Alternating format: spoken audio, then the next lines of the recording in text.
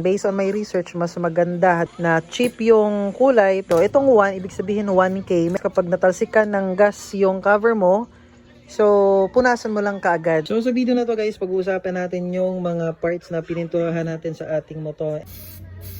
And pag-uusapan din natin yung mga pintura na ginamit natin and kung paano mag-DIY, yung tamang pag-DIY sa pagpipintura ng ating mga cover. So una, ang pininturahan natin ay itong kanyang front decorative panel. So natapos natin to kahapon. Ito yung una nating ginawa. Nabangga kasi to guys and may mga marks or malalim na uka dito sa ating cover. Kaya nilihan natin. Hindi na natin minasilya and pininturahan natin. So kung i-compare natin yung quality noong stock. So mas maganda talaga yung stock kasi maganda yung pang spray na ginamit doon. Pero goods na rin naman tong ginawa natin, magandang klase naman and maganda naman yung pagkakagawa natin. And next ay itong ating front fender. So as you can see, meron siyang biyak dito or damage kasi yun nga, dahil nabangga tayo and ito yung mas napuruhan. Buti na lang hindi naputo. So bago natin to pininturahan, ni-repair muna natin dito sa ilalim gamit yung soldering iron and yung mga bala ng stapler. Nilubog natin, ayan, as you can see, mayroon kayo nakita dyan, para hindi na siya masira pa ulit. And then dito na side, ayan, so tatlong layer yung pinatong natin dito and tatlong layer din ng ng clear coat. So pag-usapan natin mamaya yung pintura na ginamit natin and paano siya gawin, ilang minutes. So dito man tayo, yung grab bar natin. So itong grab bar natin ay hindi pa siya napatungan ng clear coat kasi naghihintay pa tayo ng 1 hour kasi yun yung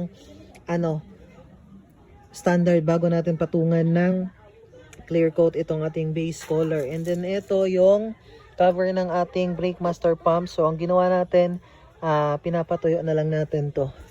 And then lastly, itong ating telescopic suspension. So na baklas kasi yung kulay dito. As you can see, ito yung mga marks.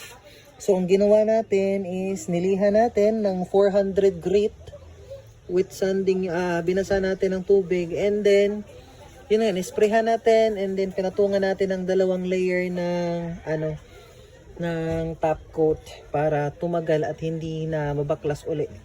So kung mabaklas man yan guys, medyo matagal pa. And then dito na side. So yan yung mga ginawa natin. Yung iba na fade, yung kulay hindi pa natin ginawa kasi malaking trabaho pa talaga to guys. Lalo na itong mga cover na to. So fade na talaga siya. So dito na tayo sa mga pinturang ginamit natin guys. Mabilisan lang to. Ito yung ating base color na glossy black.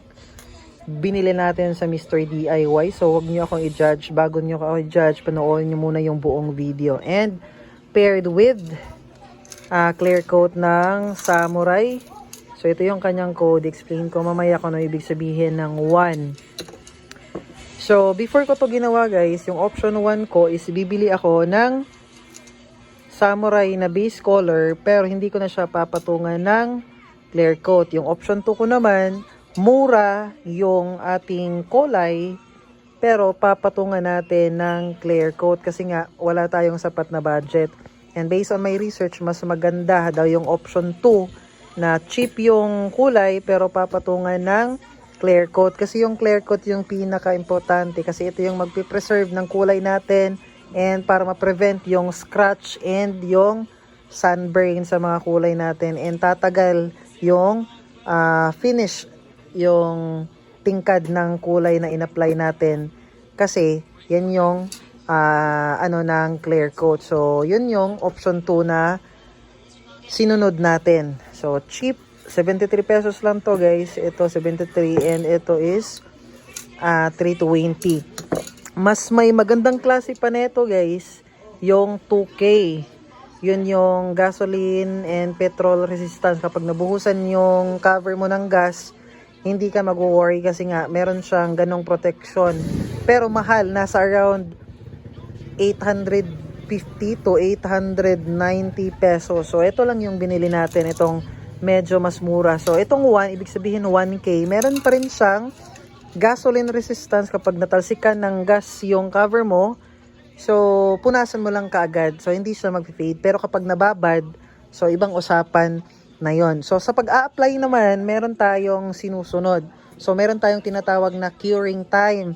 Ito yung sa pag-a-apply natin bawat layer. So, basically, ito, isa to sa mga nagustuhan ko sa Mr. DIY.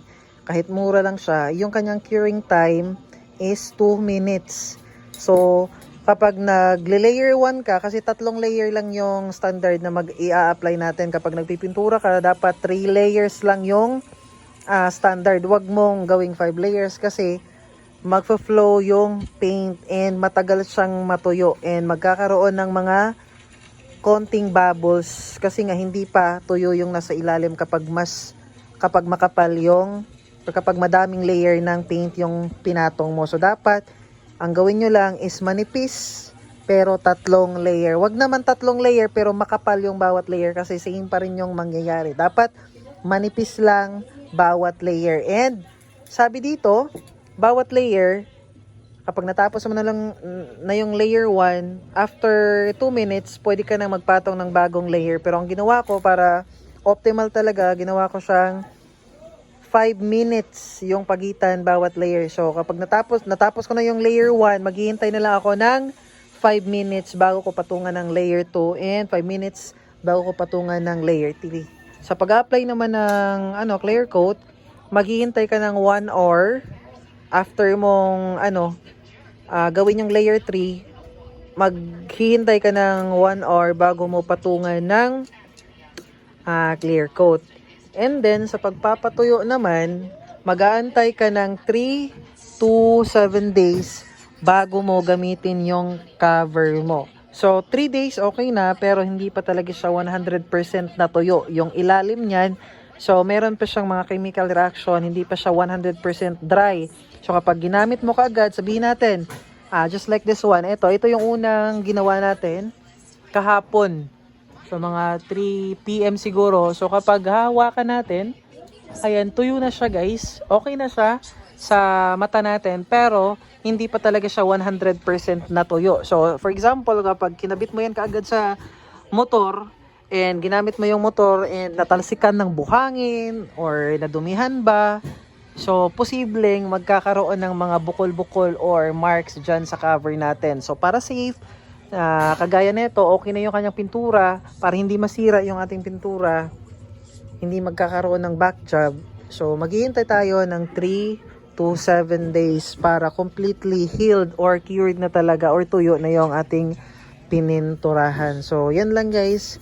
So bago nyo gawin yung pagpipintura, basahin nyo yung direction kasi bawat pintura meron siyang iba't ibang curing time. Just like this one, merong 10 minutes, merong 2 minutes, mga ganyan. So, basahin nyo. So, I hope you learned something from this video. And with that being said, kung mayroon ka natutunan, please do subscribe sa channel natin. So, see you guys sa susunod nating video. So, as you can see guys, napakaganda yung output. May mga alikabok lang siya, pero pag natuyo to, pwede natin yung punasan. And ito yung ating grab bar. So, glossy na glossy. As you can see, wow! Diba? Pag hawakan natin to, tuyo na to guys. Pero sa ilalim, basa pa to. Diba? Tuyo na guys. Hindi na tayo nagkakaroon ng fingerprints dito sa pintura natin. Pero, yun nga, basa pa to sa ilalim. So, mag-aantay tayo ng 3 to 7 days.